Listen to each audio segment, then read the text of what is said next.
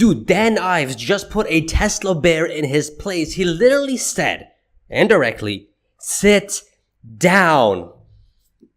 Look, I don't care. Maybe this guy is not actually a Tesla bear, but anyone who's doubting what Tesla's doing with autonomous and FSD is a Tesla bear. I'm gonna just call it out right now. But I gotta give a big shout out to Dan Ives for being consistent and on fire with these interviews and bullishness on Tesla. He sees the real deal. He flipping sees it. Yeah, I don't like the fact that he changes the stock price, whatever, but he is consistent and he is on fire. And what he said to this guy was absolutely awesome. You guys need to hear about it. And let's just get down to it. And of course, there's a lot of value in this as well. So let's get down to it. Don't want to waste any time because I think this video will be quite long. So smash that like button, hit subscribe if you haven't already. Let's go. Let's talk more now about the team that President-elect Trump is assembling, which especially includes Elon Musk being put in charge, along with Vivek Ramaswamy, to streamline government agencies, some of which regulate his companies. For more, let's bring in CNBC's Steve Kovac. Also with us is Wedbush's Dan Ives, who mentions, Dan, that his influence at the White House you think will be a game changer for Tesla. And maybe we should start there with kind of the immediate kind of investable implications of all this. Some might say, hey, this is now a major distraction for Musk, but he's shown himself to have a pretty wide berth. It's a poker move for the ages for Musk, because autonomous now is going to get accelerated, I think, potentially 2 to 3 years. The AI, that's the key piece. For Tesla, I think that's worth $1 trillion alone. And when you look on the federal agency side, look, essentially, federal agencies were the teachers. Musk was the student. Say he was in detention. Now he becomes the principal. So as this all plays out now, it's a huge sort of seat at the table.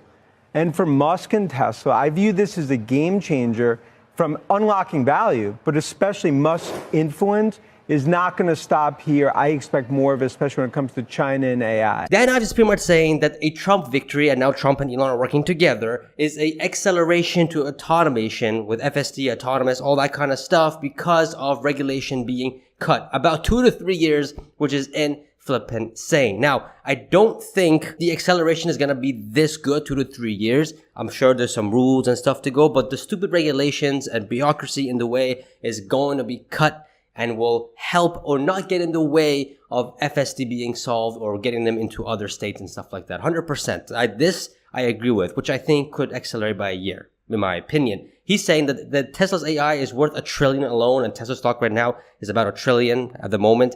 And in a previous video, he did say that this Tesla stock is a conservative $2 trillion company, which is a double from here, which is absolutely insane. He also had an awesome analogy saying that Elon was in detention. Now he's the principal. He's referring to, Biden and the administration because they never spoke to Elon. In fact, they were putting more barriers in front of him. They didn't even say the name Tesla once. I think only one time Biden said it, only because he can open superchargers to the legacy automakers, to everybody, and that's what he did as well. But the Biden administration did not work with Elon. An EV summit, they didn't invite him, which is insane. Why would you not want to invite the only EV maker that's American, that's profitable, that's changing the world, to an EV summit? Even to an AI summit, he wasn't invited. And that's what Dan Ives means by detention. Now he's a principal. He's pretty much, Elon's pretty much the government right now, which is absolutely flippant hilarious. It's awesome. And he also says that it's a game changer for unlocking value, which I 100% agree, not just for Tesla, but for all his companies and many other companies in the US, because again, deregulation is going to be so key in progressing innovation. And that's exactly what Elon's intention is. It's going to be flipping awesome. On the issue of autonomous and AI, this might be something involving NHTSA, the agency, for instance. He's talking about going in and trying to cut $2 trillion of federal spending. You're reading this as is somehow directly affecting what NHTSA might do on that front? I mean, just connect those dots for me. I think there'll be a knock on the door for NHTSA, and it's Musk who's sitting there. Facts. This is absolutely fact. Oh, heck yeah. Elon is definitely going to go to NHTSA and ask them to bring down regulation. 100%. He's going to be knocking at the door, and they can't just ignore him. They have to open the door, and he has the backing of Trump and the administration, the whole flipping government, that, hey, all these stupid regulation you got, finish, get rid of it. We're trying to unlock autonomous driving, which is 10 to 100 times safer than human driving. We're trying to save lives here and stop with all those barriers. 100%, no doubt about that. And that's why he's talking about, Dan Ives talking about, this is unlocking a lot of value. This is why it's a game changer. And look, and ultimately, this is just the start. And I think, Kelly, that's what the stock's starting to reflect, is that the autonomous piece, which is really what I view as the key from an AI perspective for Tesla. That's why you really own it here, $1 trillion of value. Now that starts. That's get accelerated. And what you're going to see now, it's not just about autonomous. Even when it comes to China tariffs, I do believe there will be a Tesla carve out there along with Apple and some others. Interesting. You see, guys, if you're holding Tesla stock right now, you're not buying it for the cars anymore. Because if that's the case, well, I mean, you're going to be disappointed. You're buying it because of autonomous driving. You're buying because of full self-driving cars. You're buying it because of this. You see this is going to give you the 5, 6, 7, 10x return within the next decade or 6 to 7 years time. Not financial advice, but this is why you're buying the stock. I was buying. That's the reason why I'm all into Tesla stock. I was buying since 2020 because I looked at the numbers and I'm just like, oh my god, this could actually change everything. This can bring Tesla not billions, but potentially trillions. And I've already made a video about how robotaxi analysis could actually work, and you guys can check the video here for details, which is absolutely insane. But he slipped in something very interesting. He said that an Apple car could be available in China with the FSD software. Now, I think he means Apple software, which I have no idea I don't know how that'll happen, because Apple, they have the Apple Play, but they're not really working on autonomous, not that I know of. And if they are, well, I mean, Waymo is ahead of Apple. I don't know how they're going to integrate this. I really don't know how they're going to do it. I mean, they tried to make an EV and they lost $10 billion on just trying to do that. Project Titan, if you guys remember, $10 million of shareholders' money just went down the waste. Prototype is easy. Production is hard. But that's pretty interesting, guys. Apple FSD, I have no idea about this. So if you guys do, comment down below. I'm curious to know. Whether or not Musk's real goal is to cut government spending significantly, you think he has just a direct kind of intention when it comes to more quickly deploying the technology the companies work? Because it seems to a lot of us, and Steve, I'm curious for your take on this, that they're still trying to get this technology ready for prime time. I mean, to me, I think part of why it's not been prime time is because regulatory, it's been that spider web. This is going to accelerate that. And now, ultimately, when that knock comes and it's Musk, it changes the whole story for Tesla. And again, Musk goes from, he was iced out, right? He was from Biden administration. And now, ultimately, you're coming into his office. Steve. Changes the whole story for Tesla. When you have a CEO who is very tight with the president and basically pretty much running the world, you want to listen to this person, which is Elon. Guy does rockets. And if it wasn't because of SpaceX, China would be number one. But because of SpaceX, the US is number one. And it should be like that. Then you got the EVs. Then you got X. Then you got Boring Company, Neuralink, a couple other companies as well that I just can't name right now. So this is someone that you do want to work with. And the fact that Elon has access or has close ties to the government, he can work with federal agencies to reduce regulation. Again, I feel like a broken record saying this. It's very bullish for Tesla. It's extremely bullish. It changes the whole story, as Dan Ives said. And again, he was talking about the Biden administration for not being part of things. That which is exactly flippin' true. And that was one of the biggest mistakes that the Democrats did not reach out to their biggest innovators in their country. This would include Elon Musk, Jeff Bezos. You got to work with these guys. These guys are the ones who's actually running the goddamn country, not governments. Government's there to be referees and try to make things fair.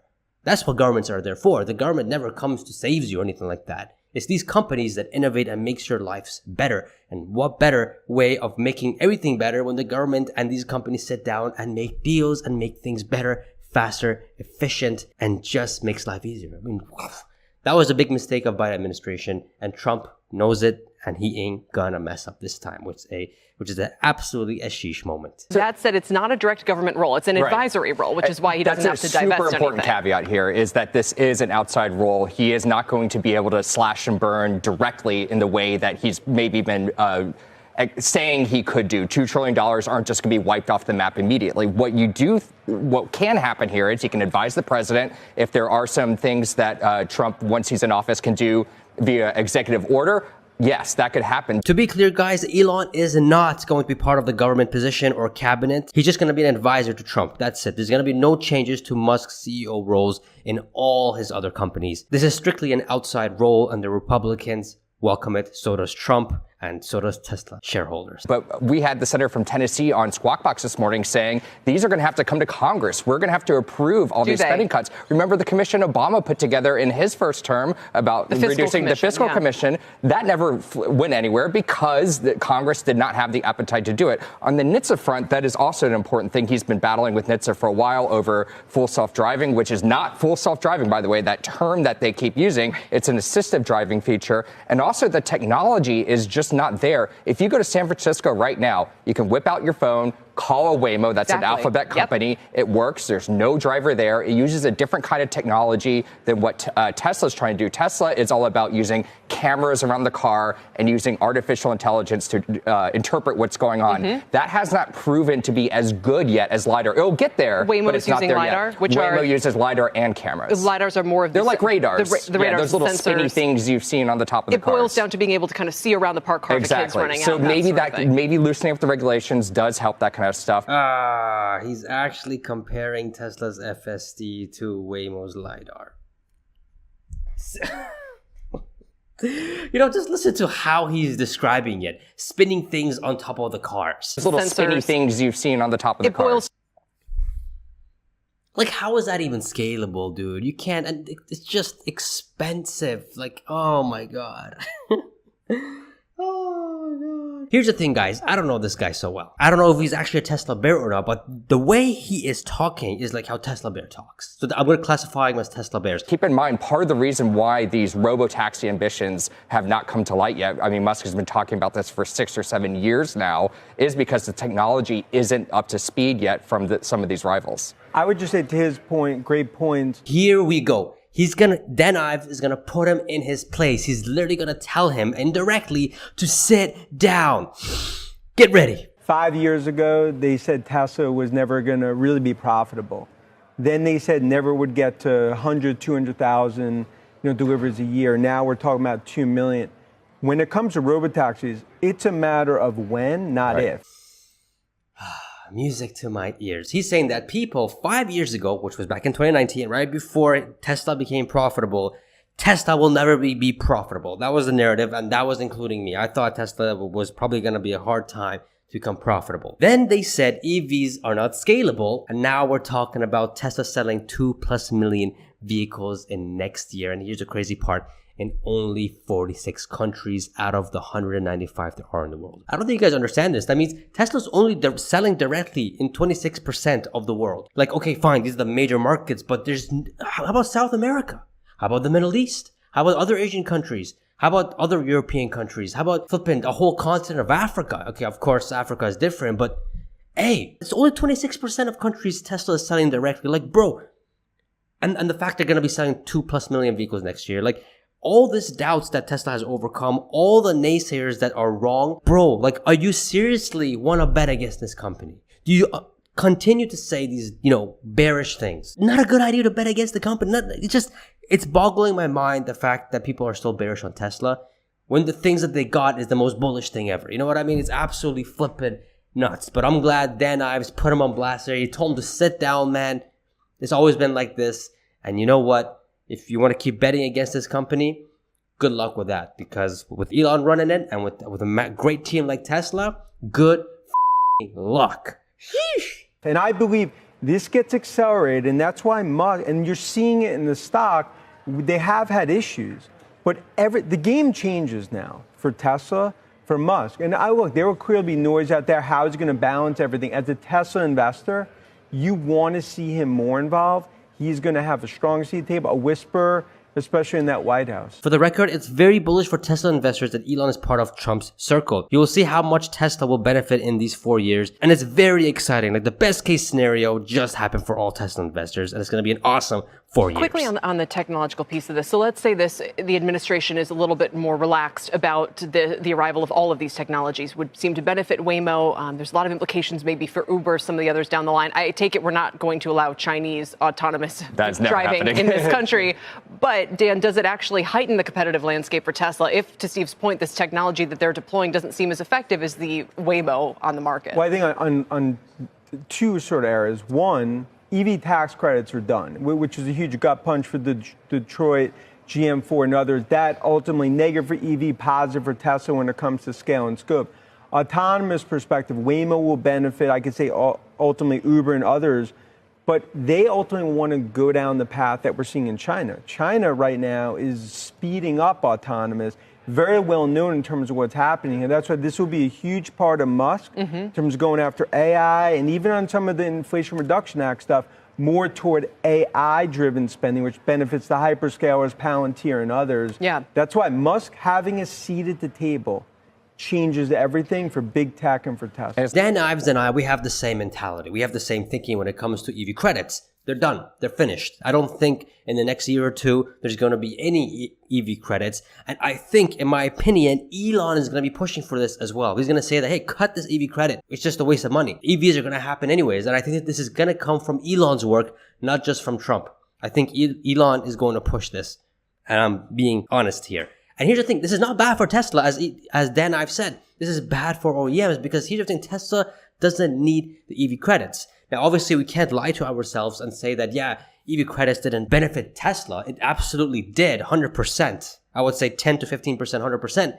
But in the grand scheme of things, it doesn't do much. If you guys remember back in 2021 when the EV credit came, it was mainly for the OEMs. And you guys remember all the drama that Tesla had to go through because Tesla was eligible for almost all their vehicles, pretty much for all of them. But they weren't eligible, which was stupid. Because a Jeep, which was a hybrid, was eligible for this EV credit. And that's not even an EV. So there was a big fuss going on. Then they made it eligible afterward. It was crazy, but it was clear. The EV credit was not made for Tesla. It was made for the OEMs. And the fact that they can't make profitable vehicles, this EV credit is going to be a punch to their gut. And Tesla will scoop more market share in the US. And Dan Ives said it the best. Tesla has the scope and the scale to make EV credits not so important for them in the long term. If you guys know, affordable vehicles and COGS and prices are going down and coming in the next 6 to 7 months. So prices are going to get cheaper. Interest rates are going to go lower. People want to look for brand new cars and the transition is happening to EVs. So things are happening automatically. The EV credit is not needed. It doesn't. Then he talks about China going full force with autonomous. And here's the thing. Trump doesn't want China to be one up US. Simple as that. And Elon is the right guy. Elon will be on top of this AI autonomous thing. As you see him, he's pushing it. Deregulation is going to be coming soon for this, as well as China, according to Tesla, Q1 of 2025, as well as Europe. But I'm a little skeptical on Europe because they have this crazy red tape there. It's insane. But Trump does not want China to win. Simple as that. Remember this, because this is very, very important. And here's the thing, guys. Elon is the go-to guy to make sure US and US companies, and obviously his own companies as well, are innovating and pushing forward and being ahead of everyone else. And to be honest, it's Trump's only way of doing it. If you want to get things done, you got to talk to the guy who has the most power right now in terms of companies and innovation changing the world, which would be people, well, mainly right now is Elon Musk, but other people involved as well, like Tim Cook and Jeff Bezos and the CEO of Google. I'm sure I'm sure Elon is going to talk to these guys and talk to Trump that, hey, these guys are tech guys. We got to talk and see how we can move forward and stuff like that. And Trump, in my opinion, has pretty much no other choice. Now, that's not a bad thing. Having Elon in your corner and your advisor is probably the bullish thing, not just for just companies, but for the whole country of the US is absolutely bullish and very important to have and very smart. You want to have someone like Elon in your circle, and Trump knows this and he's using it, and the whole party knows it too, not just Trump, which is absolutely flipping awesome. Like Dan Ives said, it's very important for Elon to have a seat at the table because it changes everything. It really does. And it's sad that the Biden administration didn't see this, but hey, I mean, that era is done, and I hope the Democrats can learn from this. That, hey, government is there to regulate, to protect national interests, geopolitics, sure, but when it comes to business inside the country, to make it flourish, to make rights, all that kind of stuff, we have to heavily work with our companies to make life better, sustainable, and just more efficient, because the government is absolutely not going to be doing that. The government, think about it, they're just referees in your daily lives. They'll tax you on this. If that happens, they fine you. And if you don't pay taxes, you go to jail. You know, that doesn't sound like someone that can really help you. You know what I mean? These companies help you, and governments need to work with companies to make sure things move forward the right way. And they have to listen to companies, not tell them you have to do this and that and put regulation and barriers like in Canada, man. Pierre said it the best, man. Oh, I can't wait until Trudeau's out, man. I'm a Canadian. He said it the best. He's like, hey, if they make money, tax it. If it moves, regulate it. If it continues to do other things, get in the way. I don't know, some other... It was awesome. It was an awesome way of him saying it. And that's what Canada is right now. It sucks. And I'm very glad the US is not going down that route. Very happy about that. Very, very happy about that. Now, Pejjy, this was an awesome video. This was awesome. I had to make a video about this and show you guys, sit down, Tesla bears. Sit down. Let's talk about all-time highs. Because it's inevitable. It's going to happen. It's imminent. I made a video about it right here. You guys can check it out. It was a live video. It's timestamped, so don't worry. Just go to that timestamp and you'll see why I wouldn't be surprised if the stock goes to all-time highs by end of the year. Just my thoughts. You can check out here. Subscribe. Guys, get your About the Dip t-shirt or your This shirt 10% off by using the discount code. Let's go. Anyways, I'll see you guys in the next video. Let's go.